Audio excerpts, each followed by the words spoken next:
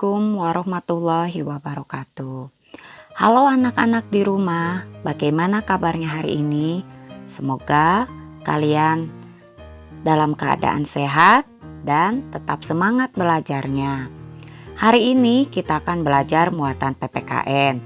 Setelah pembelajaran, kalian mampu memahami makna hubungan simbol dengan sila-sila Pancasila serta mampu menjelaskan makna hubungan simbol dengan sila-sila Pancasila sebagai satu kesatuan dalam kehidupan sehari-hari. Mari kita mulai anak-anak pembelajarannya. Simbol sila dalam Pancasila. Coba perhatikan gambar berikut. Gambar berikut adalah lambang negara Indonesia, yaitu Garuda Pancasila. Dalam Garuda Pancasila ada di dalamnya yang disebut dengan Pancasila, di mana dalam Pancasila itu terdiri atas 5 sila, kemudian ada simbol-simbolnya dalam setiap silanya. Kita akan bahas satu persatu ya anak-anak. Makna simbol sila dalam Pancasila. Sila ke-1 yang berbunyi ketuhanan yang Maha Esa. Simbolnya bintang.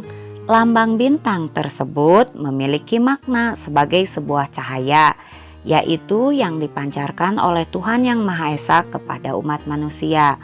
Kemudian latar belakang hitam pada lambang bintang emas tersebut menggambarkan warna alam, berkah dari Tuhan yang menjadi sumber segalanya di muka bumi ini. Sila kedua yang berbunyi kemanusiaan yang adil dan beradab. Lambangnya rantai emas. Mata rantai dalam simbol tersebut berbentuk persegi dan lingkaran yang saling mengaitkan. Mata rantai berbentuk persegi 4 merupakan lambang laki-laki, sedangkan mata rantai lingkaran menggambarkan perempuan. Kemudian mata rantai yang saling mengaitkan melambangkan hubungan timbal balik antar umat manusia, baik laki-laki maupun perempuan. Kita lanjutkan ke sila ketiga ya anak-anak. Sila ketiga yang berbunyi Persatuan Indonesia. Lambangnya pohon beringin. Pohon beringin dengan akar yang menjulur ke bawah diartikan sebagai tempat berteduh. Jadi Pancasila sebagai dasar negara diibaratkan sebagai peneduh bangsa Indonesia untuk berlindung dan merasa aman. Pohon beringin juga memiliki akar tunggang yang kuat, menggambarkan persatuan bangsa Indonesia. Sementara sulur-sulur pada pohon beringin melambangkan suku, keturunan, dan agama yang berbeda-beda di Indonesia. Meski berbeda-beda, mereka tetap bersatu sebagai bangsa Indonesia di bawah lambang Pancasila. Sila keempat berbunyi kerakyatan yang dipimpin oleh hikmat kebijaksanaan dalam permusyawaratan perwakilan. Adapun lambangnya kepala banteng. Banteng diartikan sebagai hewan sosial yang suka berkumpul dan bergerombol. Saat banteng berkumpul menjadi lebih kuat dan sulit diserang lawan. Jadi, lambang kepala banteng tersebut menggambarkan budaya bangsa Indonesia yang senang berkumpul, berdiskusi, dan bermufakat. Kepala banteng menjadi perumpamaan manusia dalam mengambil keputusan, yakni yang harus dilakukan secara tegas. Sila kelima berbunyi keadilan sosial bagi seluruh rakyat Indonesia. Adapun lambangnya padi dan kapas. Padi dan kapas melambangkan dua hal yang dibutuhkan manusia demi bisa bertahan hidup. Padi melambangkan ketersediaan makanan, sementara kapas ketersediaan pakaian. Dengan adanya ketersediaan pangan dan pakaian, manusia akan bisa bertahan dan hidup dengan nyaman. Jadi, setiap warga Indonesia berhak atas pangan dan sandang secara adil dan setara tanpa membeda-bedakan. Terpenuhinya pangan dan sandang merupakan syarat suatu negara dianggap sejahtera. Makna sila ke-1 dan contohnya dalam kehidupan sehari-hari. Maknanya yang pertama, percaya adanya Tuhan. Yang kedua, Setiap manusia bebas untuk memeluk agama sesuai kepercayaan masing-masing. Yang ketiga, setiap manusia harus taat dan patuh pada aturan agamanya masing-masing. Yang keempat, semua yang Tuhan berikan kepada kita harus dijaga. Yang kelima, saling toleransi antar umat beragama dan sesama umat beragama. Adapun contoh dalam kehidupan sehari-hari, yang pertama beribadah sesuai agama masing-masing. Yang kedua bersikap jujur dalam berkata ketika ujian maupun ketika bekerja. Yang ketiga menghormati dan menyayangi sesama. Dan yang keempat merawat dan memelihara alam semesta. Makna sila kedua dan contohnya dalam kehidupan sehari-hari. Makna sila kedua, yang pertama, setiap manusia setara dan sejajar. Yang kedua, beradab dalam rasa, pikiran, dan tindakan. Yang ketiga, anti penjajahan.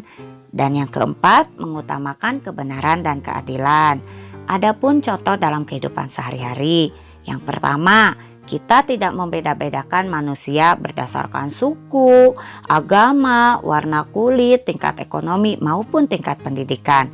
Yang kedua, menyadari bahwa kita diciptakan sama oleh Tuhan. Tiga, membela kebenaran dan keadilan.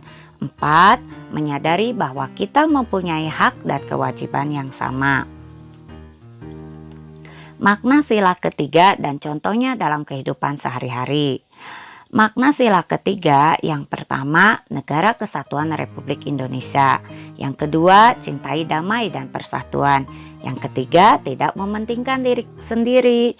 Adapun contoh dalam kehidupan sehari-hari, yang pertama, kita harus cinta pada tanah air dan bangsa. Yang kedua, menjaga nama baik bangsa dan negara. Yang ketiga, tidak membangga-banggakan bangsa lain dan merendahkan bangsa sendiri. Yang keempat, ikut serta dalam ketertiban dunia.